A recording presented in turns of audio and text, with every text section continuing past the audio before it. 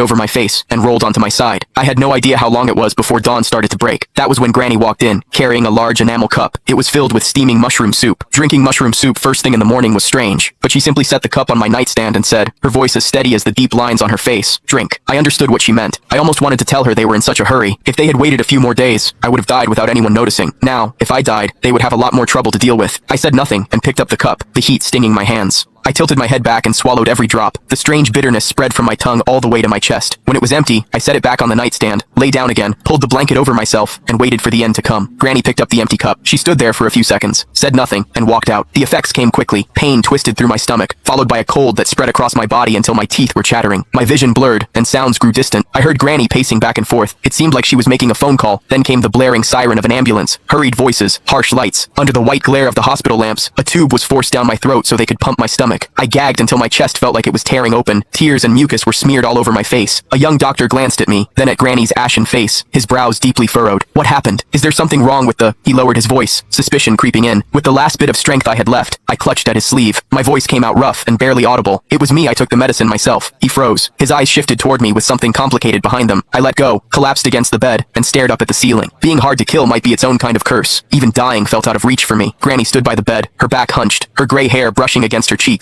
Before I closed my eyes, I thought I saw a tear slide down her face and drop onto the floor. After I was discharged, home felt like a frozen grave. The walls were still white, the furniture was still neat, but everyone in the house looked drained, as if someone had taken all the life out of them. I became more obedient than ever. I ate quietly, went to and from school quietly, and worked quietly. I turned myself into a silent shadow, trying not to take up any space. I even started disciplining Casper. Be good. Don't make Mom angry, I told him, wiping the crumbs from his mouth with a rare calmness. He looked up at me, confused, but there was a hint of reliance in his eyes. As for my baby sister, Janet Willis, Mom guarded her like I was a thief. I still found a way to sneak into town to go to the church that people claimed was miraculous. I only had a couple of dollars in my pocket, but I spent them all and bought a lucky charm. When Mom was spacing out in the kitchen during Janet's afternoon nap, I slipped in like a ghost and tucked the charm into the corner of Janet's blanket. I hoped she would grow up safe. Then, I decided to leave. I was a coward. If I wasn't going to die, then disappearing would have to do. No goodbyes were needed. It was a sweltering summer afternoon. The sun beat down so hard it made me dizzy. I walked aimlessly along the dusty path by the reservoir. Then, a sharp, panicked scream echoed. "Connor!" I spun around and saw Casper lose his footing and plunge into that deep, murky water.